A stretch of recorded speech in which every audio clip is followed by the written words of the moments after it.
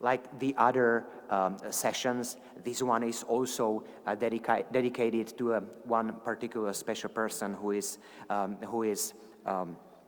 persecuted for their beliefs. It is Mrs. Valentina Baranovskaya, member of the Jehovah Witness community in Russia, imprisoned in Russia for a few years now. So this session is in honor dedicated to her. So here with me is a panel of five experts, five panelists who will be speaking in order that I'll introduce them. Mr. Alois Peterle, politician and diplomat from Slovenia. He was the Prime Minister of the first democratically elected Slovenian government in the early 90s. Mr. Jan Figel from Slovakia, who serves currently on the IRFBA Council of Experts, and previously he also served as EU Commissioner and Special Envoy for freedom of religion or belief outside of the EU. We got Mr. Gábor Daniel Nagy, a social scientist, associate professor at the Department of Social Sciences at University of Szeged in Hungary. We got Mr. Bartosz Bartosik from Poland, a theologian and journalist, editor-in-chief of the web portal and think tank Wieś. And I'm very grateful to Mrs. Evelina Ochab. I'm grateful to all of the panelists for their willingness being here, but her especially because for her flexibility and willingness to be here. As you would notice on the program, there was a name of Miss Zora Hesova. Unfortunately, she called in sick this morning, so on a very short notice, we had to replace our panel, and we got a very adequate replacement. Miss Evelina Ochab is a lawyer, human rights advocate. Based in London, originally from Poland. She works with the International Bar Association, their Human Rights Institute. So each one of our speakers will get 10 minutes to introduce their perspective on their topic. And then we'll get to interaction and Q&A. So please, Mr. Peterle, you're the first in line. Okay, thank you. I was preparing my intervention today with the memories to Milan Kundera. You mentioned Central European context, and he was the one who, I think, successfully tried to get some more attention to the Central Europe, which is different from Western one in some important respects. But this is another story. I would like to start with the question which each society faces, and this is how to live in the diversity. And there are two basic answers to that, or two concepts. One is the concept of the enemy, the other one is the concept of dignity. Totalitarian idea or project has been to improve the society by eliminating those who are different, including God. God was useless for totalitarians. And I remember, because I spent my first 42 years in communist Yugoslavia, how religion was disqualified in the school. And we were counted each year who was visiting religious education in the church. We were allowed to go to church, but I would say we were all registered, and religion was considered an enemy. I will not go into details. I suppose many of you know exactly what I'm talking about. And I would say that this concept of the enemy leads to polarization and political exclusivities. And it knows two categories of citizens, the ours and the others. And of course, it knows also concentration camps. Concept of dignity, which was used by founding fathers of the European Union, recognizes the fundamental equality of the people. We are all different, but we have equal dignity. We respect each other, we have dialogue, we agree on compromises. And I think it is important to say that European Union began with concept of man, and then the treaties followed. Of course, I'm not very romantic by mentioning that. There are divisions also in Europe, but I think that this foundation is something what we have to keep. If not, there is no future. And I would say that there is a big difference between being a construction material or a free person. And 35 years ago, or late 80s, early 90s, in all former communist countries, religious people engaged themselves for democracy, respect for dignity, human rights, and so on. And I remember how it was when John Paul II said historic words on his first visit to Poland, his homeland. He said, "Don't be afraid." I remember how this, "Ne bojte se," how these words echoed in my own country. It was heard not only in Poland. And by the way, by chance, I was in Poland exactly at the day in 1976 when in Radom first manifestation took place. And since then, I think I'm closer connected with Poland. I even met Mr. Popieluszko and later Valenza and so on, Mr. Mazowiecki and so on. I would say that I'm mentioning this because I would like to say that religion, as considered by many, is not just something for Sundays or 1 hour in the week. And for me, it was not a surprise that many Christian democratic parties won first democratic elections in Central European and Eastern European countries together with Slovenia. By the way, my party, I was co-founder of Christian Democratic Party, was non-phenomena. Public opinion polls did not detect it. There was zero, but we won elections by surprise. For me, it was not surprise.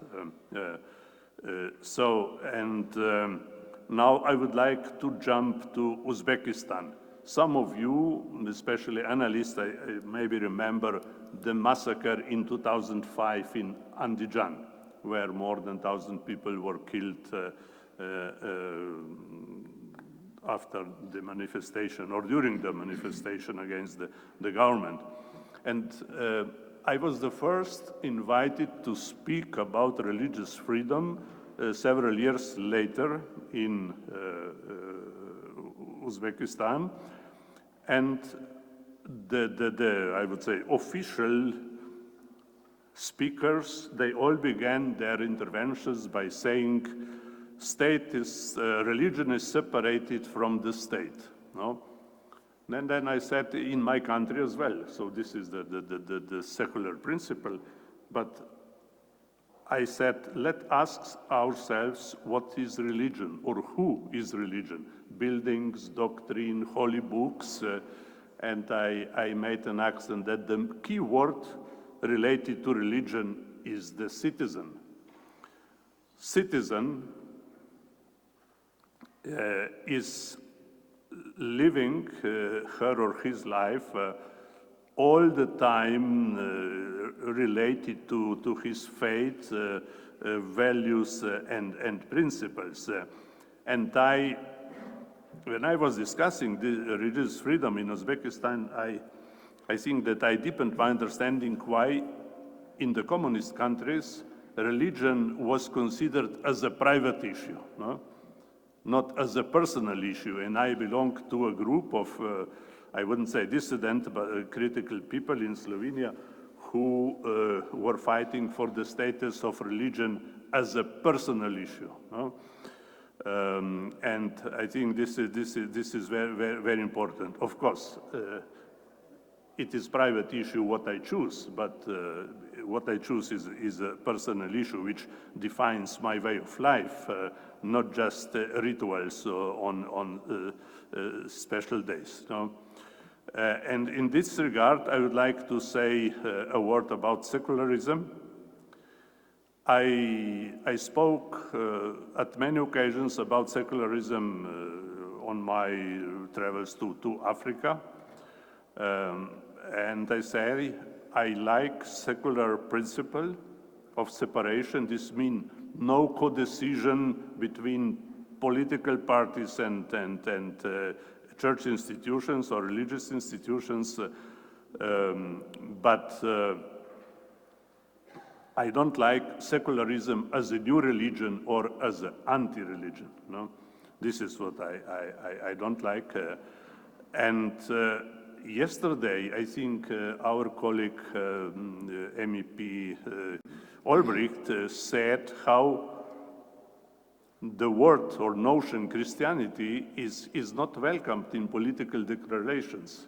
Not only that, I would say, the main ideologic stream in Brussels is even against the usage of the word family.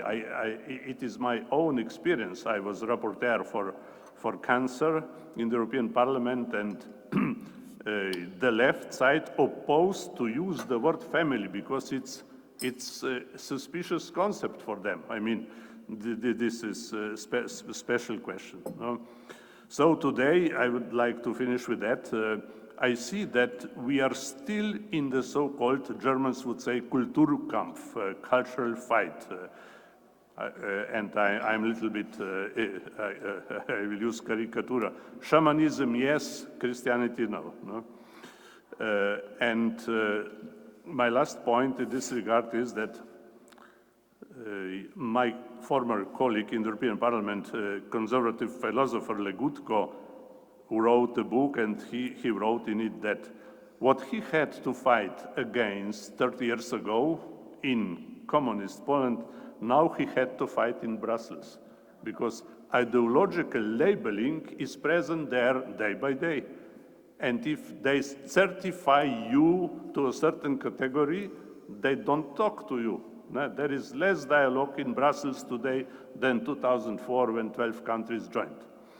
Now I will provocatively jump to a completely another sphere. I think I was attentive to the psalm sang by the rabbi today. And I'm the one who said that we need more music in politics. We need universal language. And there is no religion without joy. There is no nation without joy. And psalms are so full of joy and music. No? And I would like to, to play a song I learned in a family of Czech refugee migrant in Munich. He was from Moravia, and I will play a song which is called in Czech language Čerešničky, Čerešničky.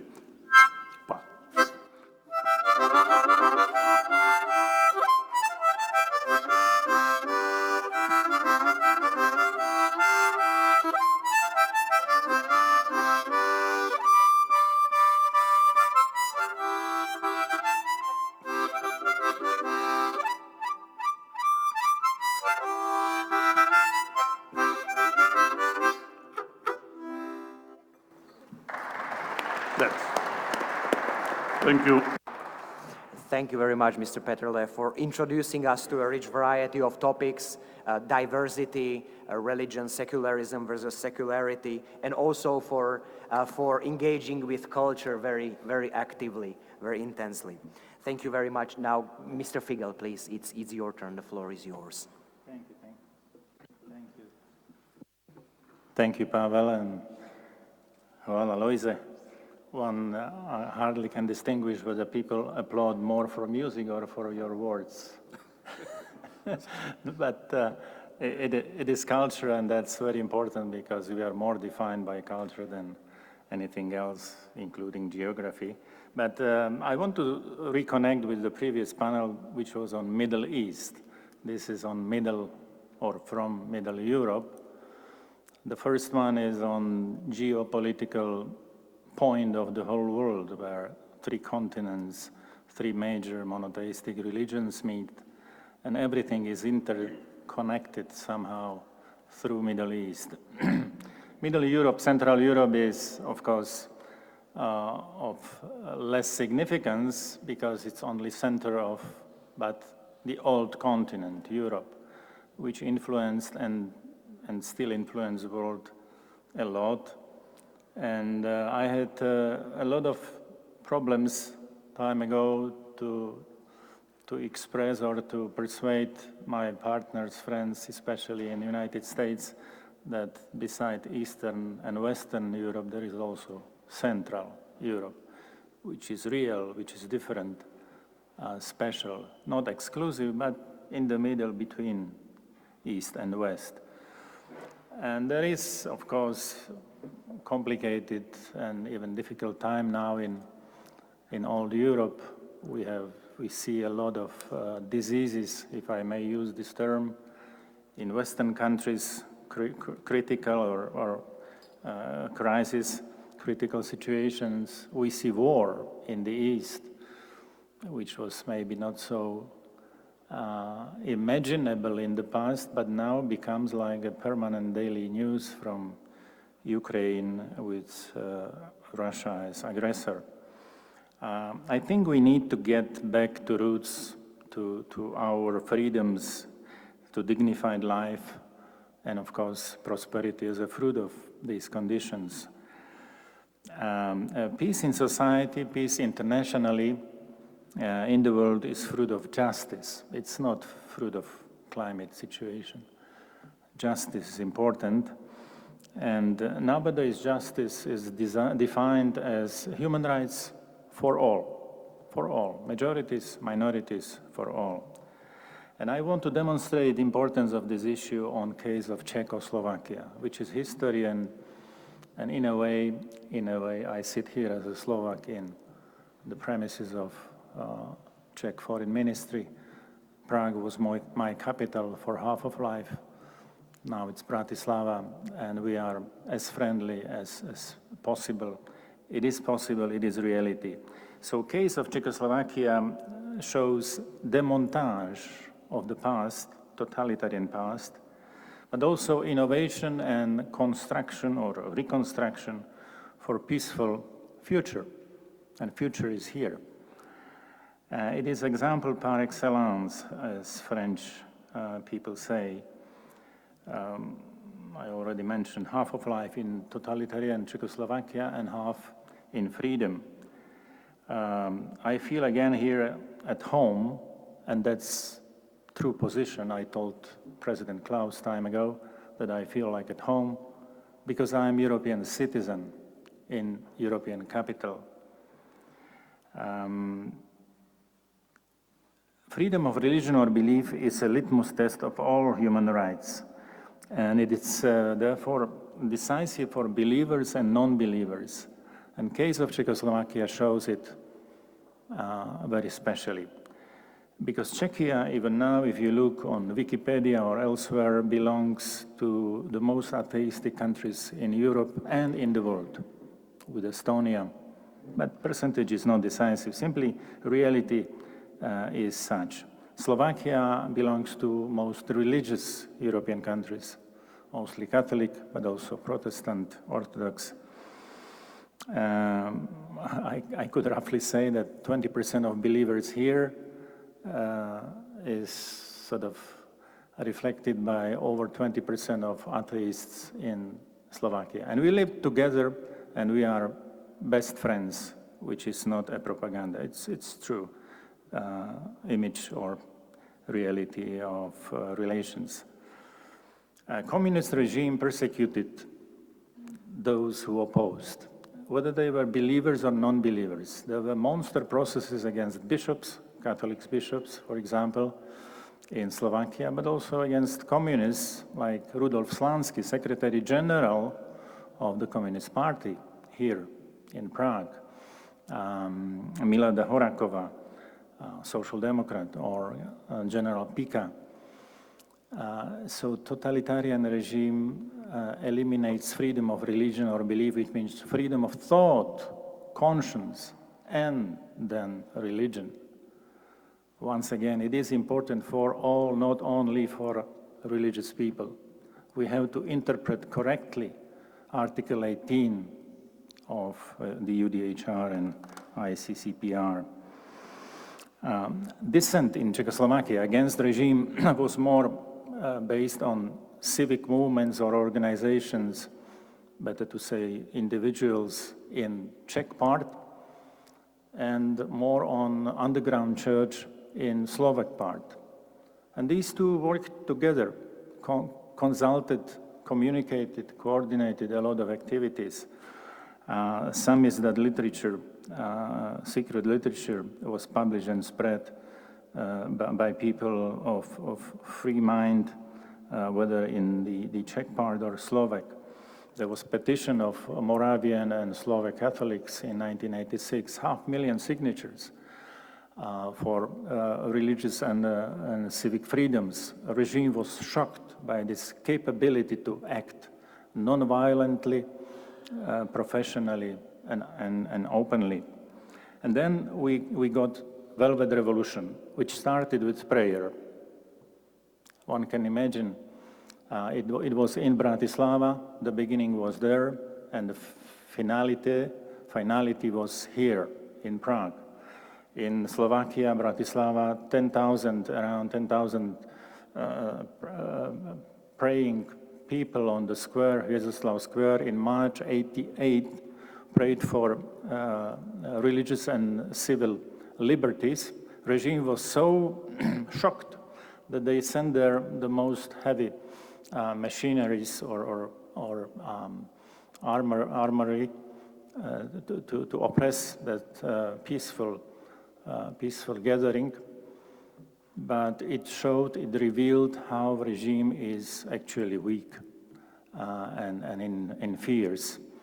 And then it continued through several important issues, meetings, like in August 88, 20 years since 68 Soviet invasion. It was very strong manifestation here in Prague. Later on, again, anniversary of Jan Palach sacrifice in January 89, and then 89 Velvet Revolution, Annus Mirabilis, which was miraculous here in the whole region of Central Europe. There was a gathering of 500,000 people on Letná Stráň here in Prague under moderation of then Speaker of Charter 77, Václav Mali, and 500,000 people prayed Pater Noster, Otče náš. So from small prayer to large, and regime collapsed without guns, without shooting. And student movement, which was oppressed since 1938, International Students' Day, is a commemoration of a student killed in Prague, Jan Opletal, in 38. And then in 89, students again, when they commemorated the past, they fought for freedom, and the revolution came or was culminating. So why I mention it? Because it's all important to remember and to keep together, because civil and religious liberties belong together. They live together. They should be defended together. And again, I said, Velvet Revolution, non-violent, that's ideal. And it continued. It continued through Velvet Divorce of two states from one Czechoslovakia. And it continued again, Loisa mentioned 2004, with Velvet reintegration into one European family.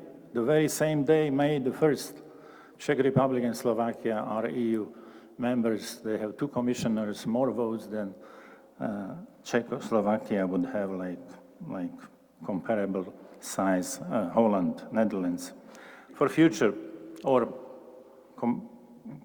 to the past, I would say, Czechoslovak story and history confirms that FoRB, freedom of religion belief, is an issue of life and death,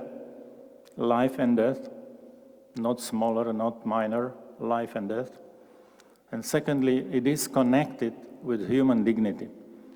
Dignity for all and of all. Therefore, it is important. Therefore, FoRB is central. And the second point, I try to be short, future. Future starts today. It's a knowledge of experienced people. But wise people know that future started yesterday. We don't start on a green grass, 0.0. We have legacy, we have identity, we have culture, mentality. So the principle mentioned already is not problem, but principle. We are all equal in dignity and we are all different in identity. It's not a problem, it's a definition. Democracy without values becomes totality, totalitarian system of majority rule, tyranny of majority. Values starts with dignity of everyone, everywhere. Values are not shopped in stores. Values are fruits of virtues, forgotten term, abandoned term in our schools, in our societies. Without virtues, no values.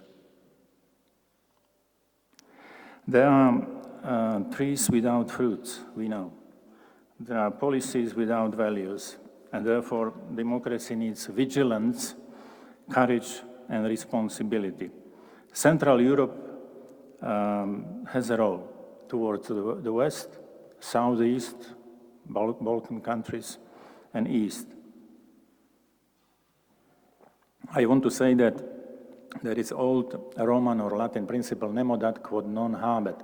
We cannot give what we don't have.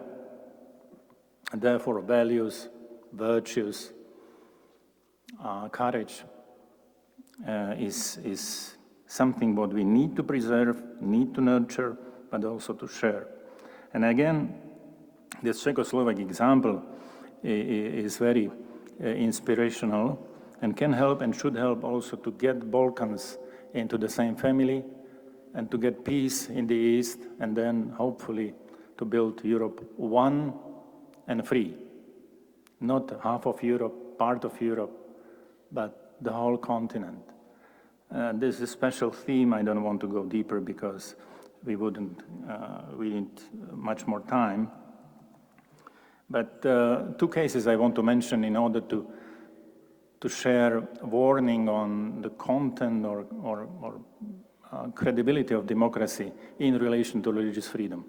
I love my country. It's not a floskula. It's my homeland.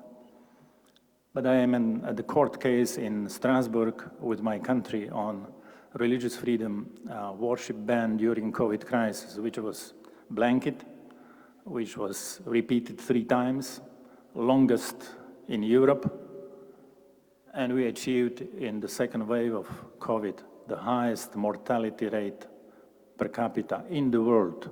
So it was even useless. People died and they were banned from community worship, which is part of Constitution, which is part of European Convention on Human Rights. So democracy needs to be serious towards all clauses which are called constitutional or international law. Religious restrictions must be accepted, adopted on the basis of legality, legitimacy, and proportionality. And therefore, vigilance for our freedoms is very important. I'm there because nobody else did it. From my country, I believe it was and it is my role, so I will tell you later, maybe, I hope, decision of the European Court. But it is important I'm sorry. for the quality and credibility of our democracy. There is another case in democratic country, which is Japan. friend of IRFBA. I don't know whether it's anybody here or not. In Japan, since last year, there is a scandalous process going on against Family Federation for World Peace and Unity after assassination of former very popular Prime Minister Shinzo Abe. Fiona is informed about it, Fiona Bruce, Robert Rehag, Ambassador Hussein. It is a detrimental process for freedom of religion or belief in Japan, which is a democratic, allied country. And I want to mention it because, again, freedom of religion or belief is under pressure. And twisted media attacks, legislation which goes against property of church, and then submission of dissolution of the church at the court in Japan is a worrying signal. So to conclude, and I say it on the background of Czechoslovak story when in 1948, with sweet words of, working class ruling the country, people's democracy, like in North Korea, they have title or they use name, People's Democracy of North Korea. Everything started here. Jan Masaryk from the second floor in this Chernin Palais was thrown down officially. He committed suicide. Minister of Foreign Affairs, 2 weeks after coup d'etat in Prague. And then monster processes and democracy called People's Democracy was established. Be aware.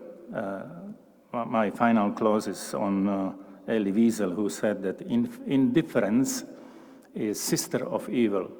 And it was so inspiring for me that after years of my engagement in different countries like Iraq, Sudan, Pakistan, elsewhere, I came to the point that not only indifference, but also ignorance and fear are siblings of evil. Sisters, brothers, whatever, siblings of evil. And they are so visible everywhere now, indifference, ignorance, and fear, that evil is successful, winning. We have to do a lot against these siblings of evil. Jan, I hate to cut you off, but I'm sorry. Thank you. Thank you. Thank you very much for sharing the particularities of Czechoslovak experience and bringing it also in connection with presence and even outlook to future. Our next speaker is Dr. Nagy. Please, Gabor, go ahead. So thank you very much. Thank you very much, sir.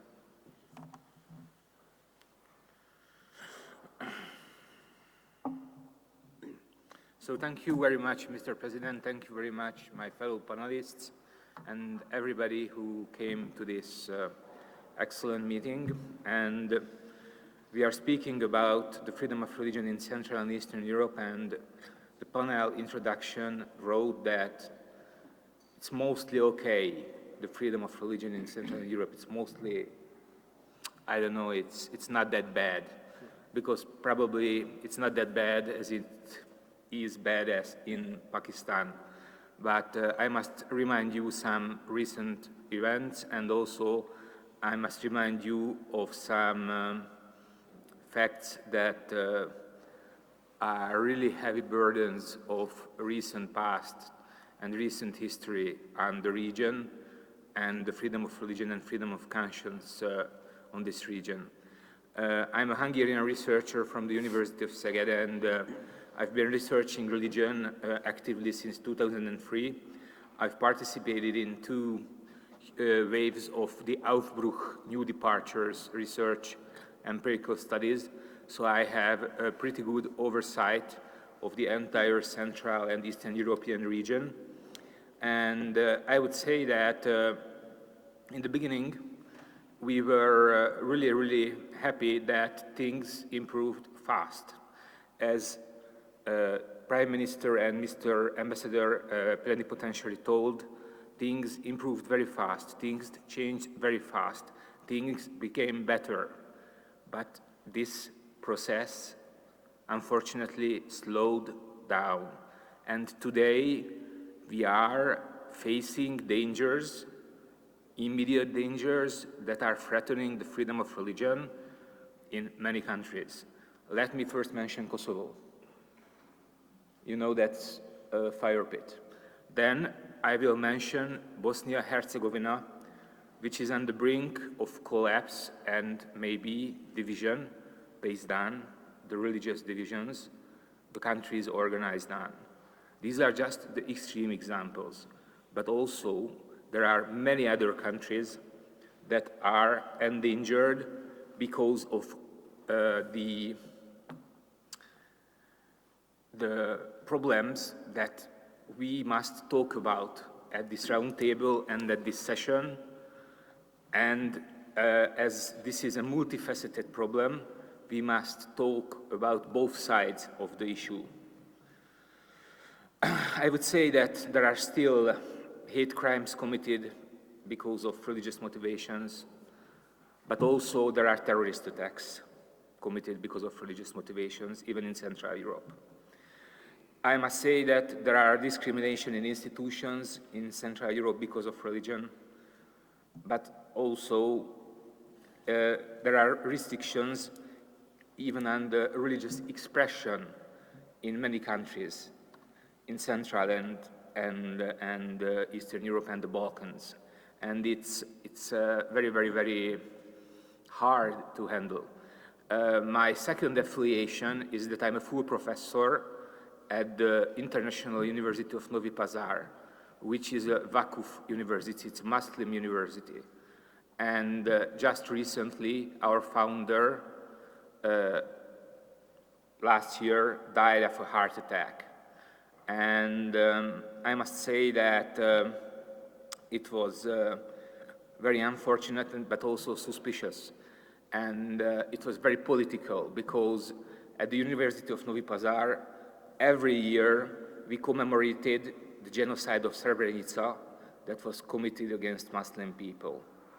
So the freedom of religion is really, really, really a very hard and very multifaceted issue in Central and Eastern Europe. If we skip Islam and leave the ban on building mosques and bans and restrictions on wearing hijabs and the hate crimes, and we'll still get to something that's very important. That's the attitude of the majority society towards the freedom of religion and conscience. And that attitude towards freedom of religion is that the majority of the parents, I have seen recent statistics, more than 70%, claimed in a survey that they won't select a religion for their children. They would like to leave the option for their children open to select their own religions when they are mature enough to choose. And parents this way reassure themselves and others that they are giving children religious freedom. But the experiences are that more than 90% of the cases, children choose no religion or no affiliation with religion at all. So that's also threatening and frightening.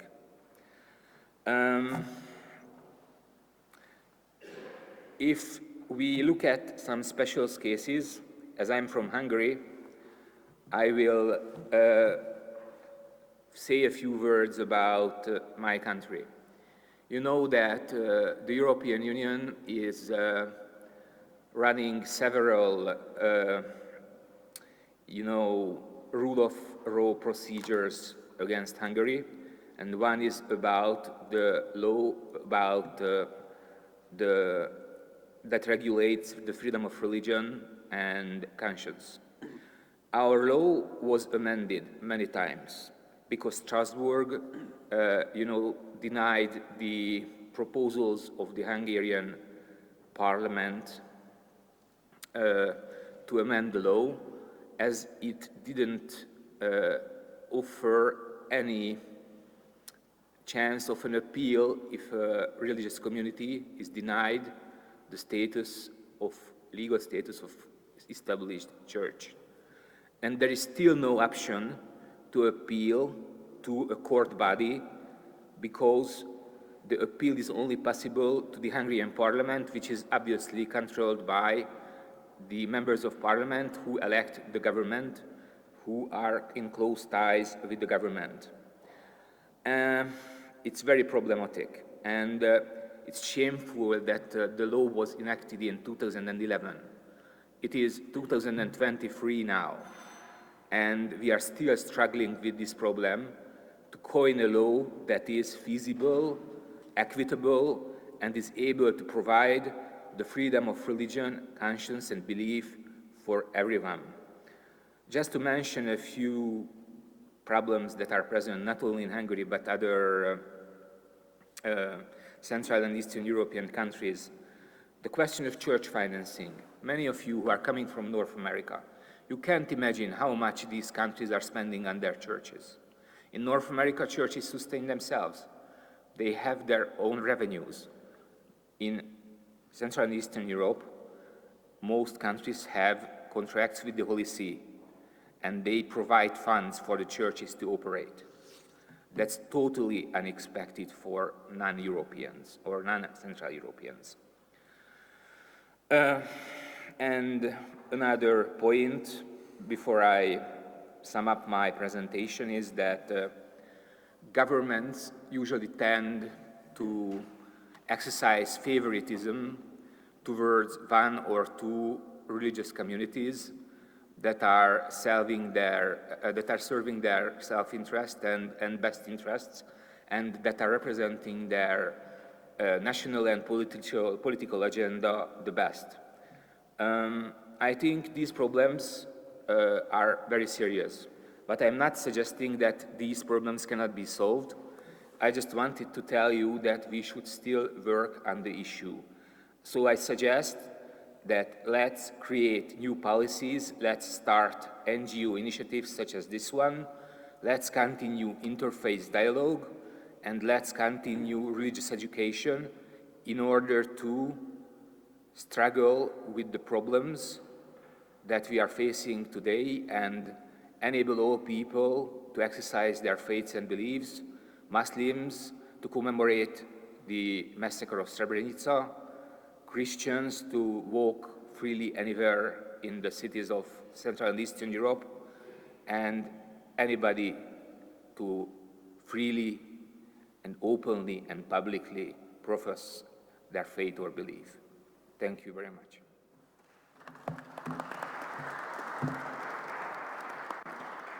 Thank you very much, Gabor, for giving us insight analysis of not only of Hungarian context, but also turning our attention to parts of former communist bloc that is not on the radar so often, and also showing multiple facets of the theme that we are discussing here. Now it's Dr. Bartoszik's turn. Please, Bartosz, the floor is yours. Thank you so much for having me here. The way the panel today was framed, I imagined it would be very useful to make my presentation more focused on as practical approach as possible. So I actually framed it in a way that I will try to present 4 rules, tips to any organization, people, movement that is trying to advance religious freedom worldwide. And so I will use them as general rules that might be, I think, applicable in different contexts, but I will of course illustrate them with the Polish example. So that's the idea. So I would like to start with a tip number 1, let's say, and I will call it know your history and don't cherry pick. This is important because in order to advance religious freedom, you have to be aware of how historically your nation, your people, your religion, your ethnicity has dealt with the issue before. And the thing with history is that it carries both these beautiful moments and these moments of atrocities and crimes and horrible things that we cannot really be proud of. So the thing is, you have to know and study both of those sides. And what do you do with them then? You should take them and use these moments of your history that talk about religious freedom, that refer to it somewhat, that kind of promote it, and try to use it as a exemplary milestone for identity building around the cause you are trying to advance. So I will illustrate this with the Polish example, right? You can think about the example of Warsaw Confederation. That's coming back to the 1500s, when Poland was ruled by the Jagiellonian dynasty. It was a Commonwealth kingdom with Lithuania. And Poland at that time, in the midst of major religious wars happening in Europe, all around the continent, Poland was actually the country with one of the most, if not the most, exemplary focuses on religious freedom. The Warsaw Confederation actually created Poland's status as a religious freedom country, and this meant basically that the country was a safe haven for many religious minorities persecuted all around Europe. Think about the Jews, think about the Czech Brethren, and so on and so forth, right? So you can name quite a lot of them, and this was a massive success in Polish history. And this actually moment was a couple of centuries later a big inspiration behind theological also reflection upon religious freedom in the 20th century. So this was important for both religious reasons as well as internal reasons in Poland as a way of promoting this idea of religious freedom as a universal right, right? So that's one example. On the other hand, as I said as well, don't cherry pick. Remember and stay humble about the moments of your history which are not so great. And with Poland, the tolerance or the religious freedom didn't last forever, right? A couple of decades later, there came persecution of religious minorities. Maybe not as tough as in many other countries in Europe, but it came. Later on, there came anti-Semitism. There came other crimes. And the thing is, with history, you have to know and be able to apologize also for that bad side of your history if you want to advance the right or a cause you're fighting for.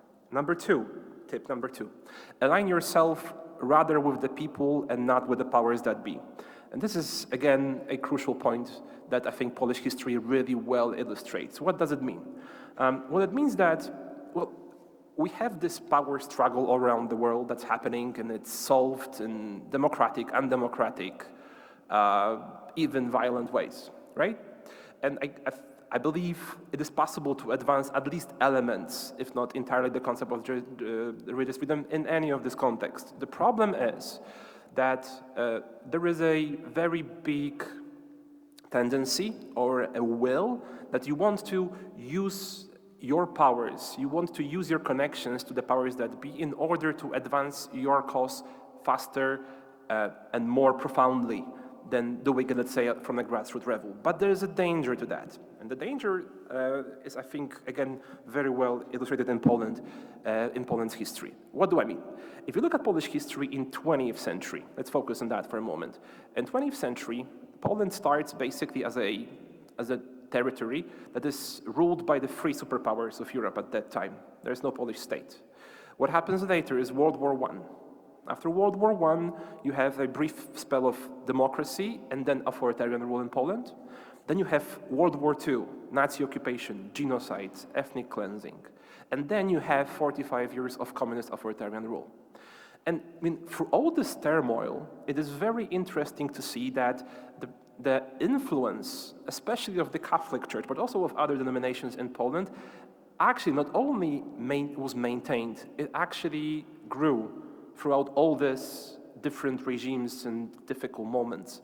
And why was that? It was precisely because in the most notorious cases of human right violation, of ethnic cleansing, of violence, and so on and so forth, the Catholic Christian, let's say, leaders, most of them, the most important one at least, rather align themselves with the people and their fate than with the powers. What does it mean? It means that, for example, there's no better way to align yourself with the people than living the lives of the people. So if they suffer, you should suffer too. I mean, or at least speak in their way, in their cause, to prevent them from suffering and from violence.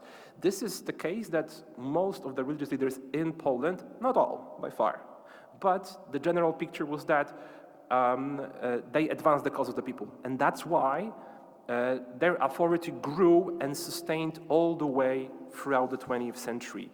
And this alliance between the people and the religions, or the people who want to advance religious freedom, can never be broken by any power.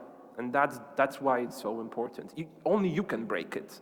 And that's, by the way, which one can argue happens in Poland in the last couple of decades after the democratic change, but that's another story. So that's number 2. Number 3, dialogue, even with those you are at odds with. And then as dialogue, I use a definition that many of the conflict resolution and conflict management organizations that promote peace worldwide use. Dialogue is understood as a way of, as a process of change, that the change happens in you as a dialogue participator because of interacting and listening to the others, and their perspective allows you to deepen the understanding of a cause you're trying to advance. So it's not really about changing your identity. It's staying true with your identity, but at the same time, deepening the understanding of it thanks to what the others tell you about and their perspectives. That's how I understand dialogue here. And it's important to have this dialogue both in the intra and intergroup levels.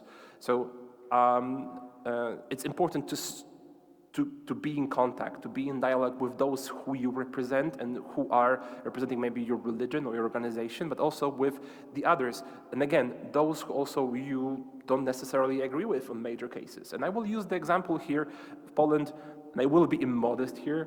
I will use the example of Więź, so the Bond, the organization that I am representing here, because Więź was established in 1958 on a brief wave of liberalization in authoritarian communist Poland. And the idea behind Więź was really to connect two groups of people who seemed distant from each other, right? The first group was the founders of Więź. They were, on one hand, they were Catholic, but they were also very socially oriented, their social cause. And the other group that they were trying to reach out to were this liberal, often Marxist intellectuals and people who at the same time became somewhat disillusioned with the authoritarian rule of the communist government. And now, at the starting point, I mean, it was a very unlikely alliance. For most of these Marxist or liberal intellectuals, religion seemed like something backward, like something that belongs to the past, right? But because of constant years and years of exchange of thought and debates, eventually relations grew better, the understanding grew better, and books like The Left, the Church, and the Dialogue could have been published in Poland about this interconnection between again, ideas which at first glance seemed far away from each other. And this was actually one of the founding and one of the most important reasons behind Polish democratic movement in 1970s and 80s that eventually lead to the political change in Poland and advancing more of religious freedom in the country. It also led the founder of Więź, Tadeusz Mazowiecki, to become the first prime minister, democratic prime minister of Poland after World War II in 1989. So that's where it finished. And now, Bartosz, last minute, please, okay? And one last rule, engage in inter-religious cooperation. This is, I believe, somewhat connected to the dialogue point, but it's so important, especially in the context of religion and freedom, right? Engaging into inter-religious dialogue is actually living what you preach, right? Or putting it in business language, it's a matter of compliance, right? If you want to promote religious freedom, you have to be in contact with the others, and you have to show the example of how you can do that. And there are many examples of such organizations in Central Eastern Europe. I believe here in Czech Republic, Czechia, there are many. In Poland, there is the Polish Ecumenical Council. That I think is a good example of why, even though other Christian denominations than the Catholic Church and some other religions are today represented in a civil society dialogue very well is because the Polish Ecumenical Council advances their cause as a common cause very often. It's so important because most of those denominations were decimated during the genocide and during the 20th century turmoil in Poland. Thanks to these organizations and interreligious dialogue, they can still be active participants in the social life. Thank you.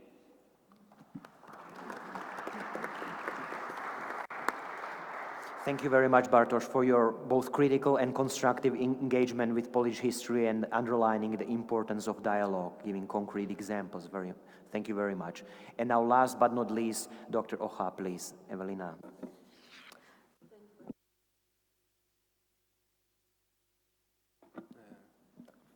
Thank you very much. As a background, I grew up in Poland, but I now live in the UK and mostly work on atrocity crimes around the world. So, of course, in terms of covering the situation in Central Europe, I have a very limited scope, or there is a very limited scope of my work in Central Europe. But at the same time, I've been working with many politicians in Central Europe, specifically on freedom of religion belief and persecution based on religion or belief. And I think the phrasing of this panel was very interesting. The struggle for freedom, freedom of religion belief and human dignity. And the struggle for freedom is particularly visible in the work done by many advocates on freedom of religion belief from Central Europe and many politicians as well engaged in this work.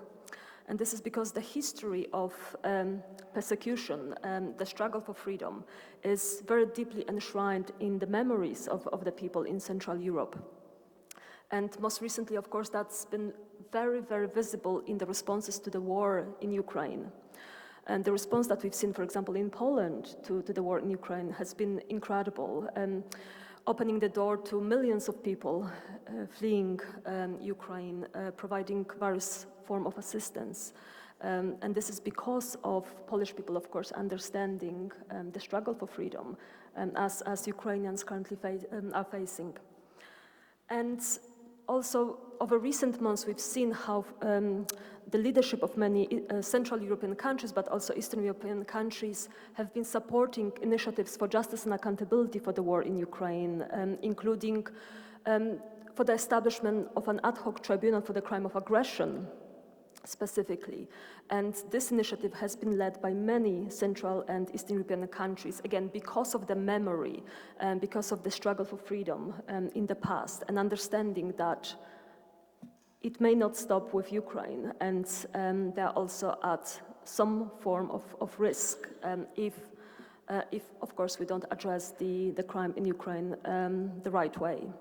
So this is just the background and how visible is the memory of the struggle for freedom in the work, and that at least I've been engaging on with many Central and Eastern European countries. And then I wanted to briefly comment on some of the work that is being done in Eastern European countries or Central European countries and Eastern European countries in relation to freedom of religion belief, whether domestically or internationally. And just starting with what my co-panelist said, that of course when we talk about freedom of religion belief in Central Europe, we can say that of course we are not doing badly, but of course there is a lot of room for improvement. And indeed, if we talk about freedom of religion belief in Central European countries, the situation is not bad. And there have been several assessments, including by the US State Department with the annual reports on freedom of religion belief. And the results are normally relatively positive. But then if we look specifically at the situation of minority religious communities, then there are certain challenges that need to be addressed. If we look, for example, at the issue of blasphemy laws, including in Poland, there are still blasphemy laws that can be easily abused. And then over recent months, we've seen also an increase of attacks, religiously motivated incidents, for example, against Muslims, against Jewish people, but also against Roman Catholics. And according to the US State Department report from last year, there was a significant increase of such anti-religious incidents in Poland against those three groups that I mentioned just now. So this is something that we always have to keep in mind. The situation is good, but the risks a lot of room for improvement, and we should focus on the areas where there can be improvement. And we can never compare ourselves with situation in other countries, such as gentleman mentioned Pakistan, because they're not comparable. But we have a standard in relation to freedom of religion belief, international standards on the topic, that have to be the guidance for us rather than a comparison with the situation in other countries. But over recent years, we also have seen wonderful responses from Central European countries also to the issue of persecution based on religion or belief around the world. And I will mention a few of them.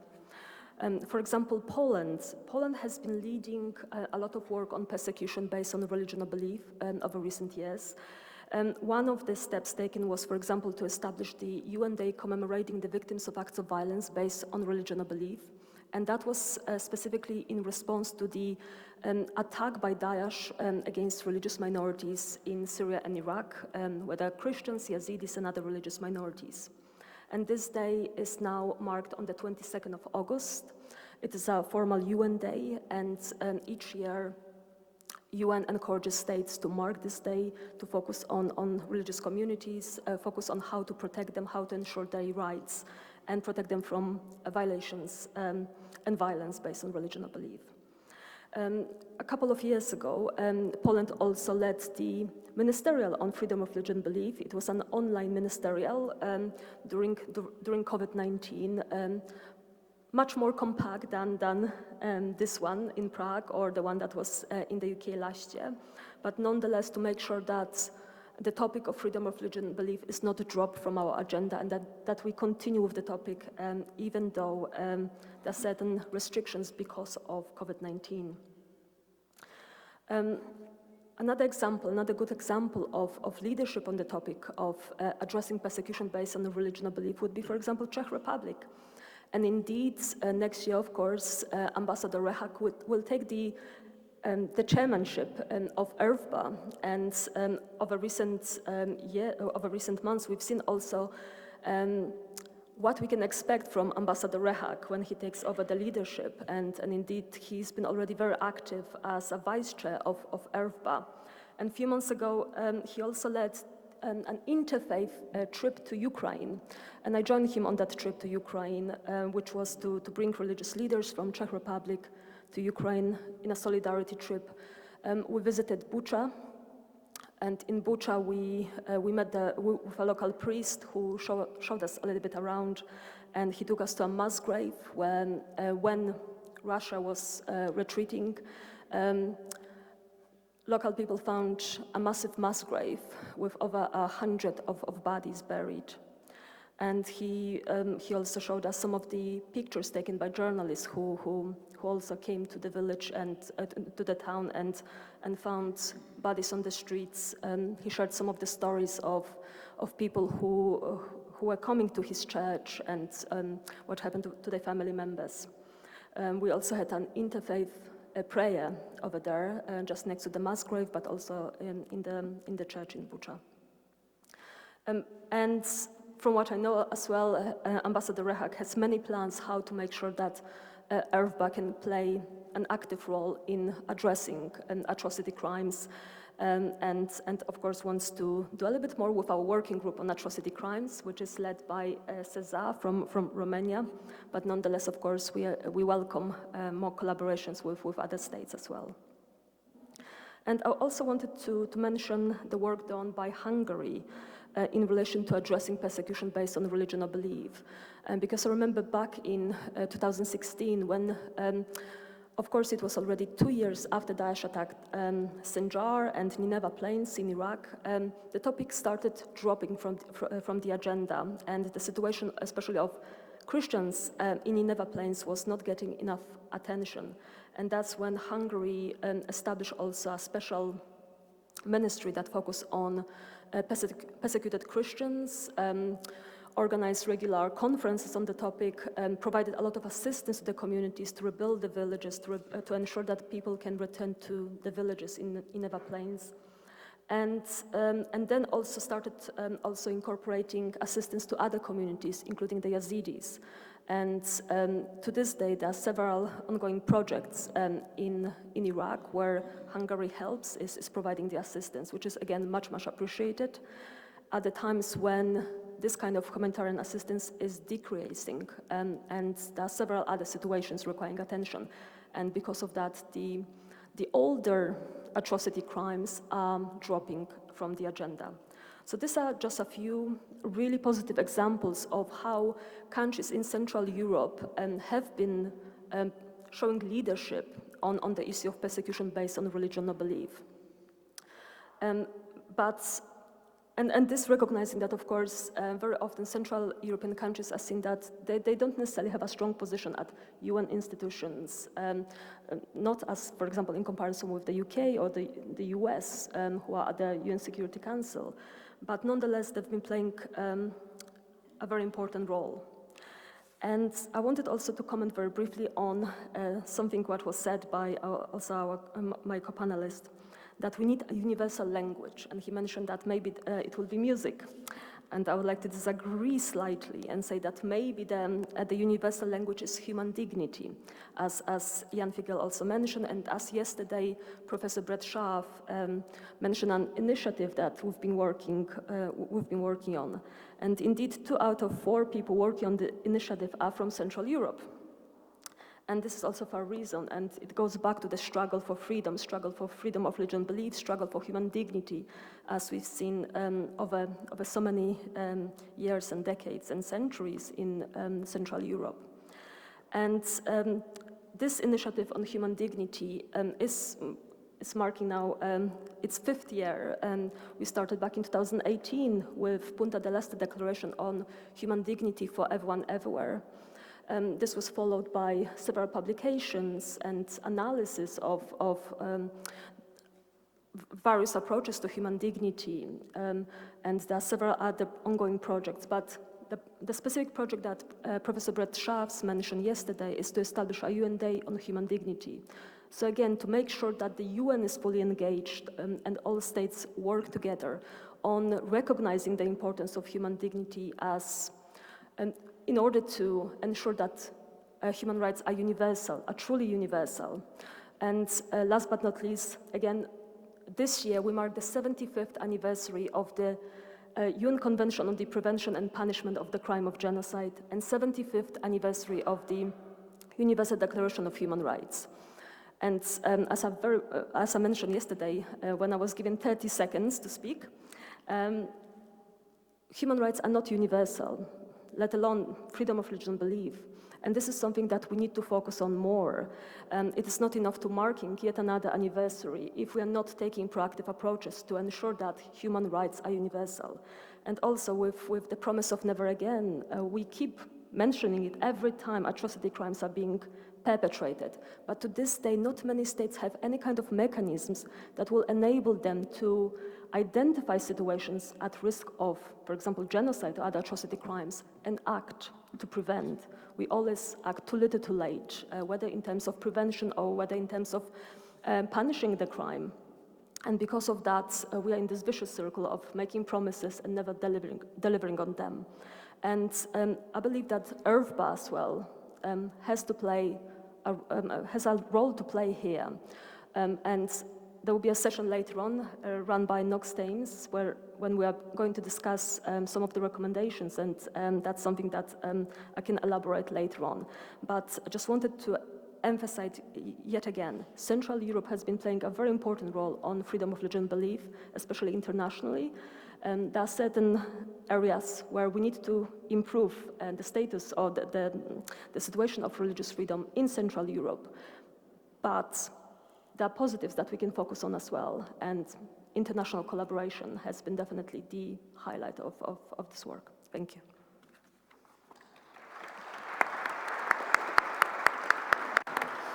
Thank you very much, Evelina, for your insightful remarks, reminding of space for improvement and also of good practices and the importance of human dignity, which will be emerging as the key term here. Now, friends, time is playing against us. We are given by the organizers until 10 past, so it means we have 2 more minutes. So we'll take one question. Whoever is the first one, we'll take one question. Yes, okay, that's the question there. Peter Jan Vinč, Secretary General of the Ecumenical Council of Churches in Czech Republic. I have a question. We all know that religion can be misused, but it seems to me that advocacy of religious freedom can sometimes be misused too. When the rhetoric of religious freedom is used mainly to promote privileged position of one majority religion, or when the rhetoric is used to deflect criticism of political statements by religious leaders. Do you think that this might be a problem? And I'm now asking especially our Polish and Slovak friends. And if so, what can we do about this? Okay, trying to be brief.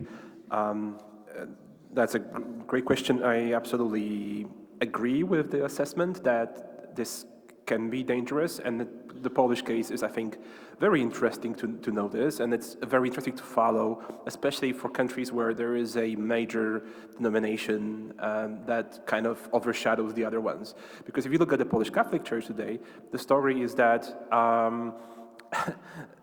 having sort of all the rules I mentioned during my speech, the Catholic Church somehow shaped them in a way and followed them for a long time. But in the last couple of decades, especially in the last 8 years, under the rule of the government that formally, technically still is in charge in Poland, the Catholic Church more and more aligned itself with the line in the government and kind of became the co-political leadership of it and staying ideologically behind the government.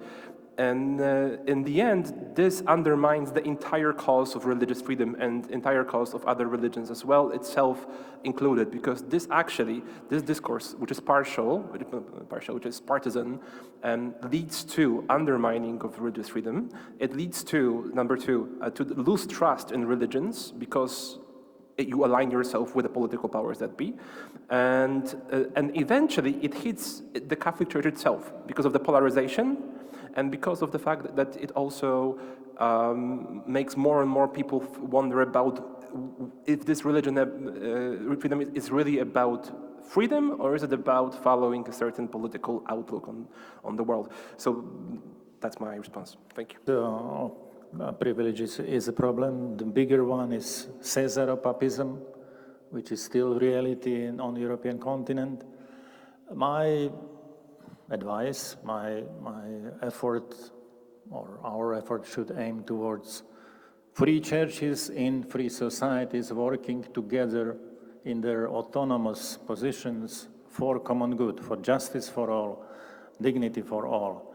But my proposal, very practical or appeal here at the end of this roundtable is to formulate and establish permanent Central European Religious Freedom Roundtable, maybe with support with Greg Mitchell and IRF Secretariat, because I think there is a potential, there is even an appetite or willingness to cooperate, and a lot could be improved and helped outside of Central Europe if such Central European Roundtable is really functioning. So that's my appeal. Thank you. And thank you very much, Jan.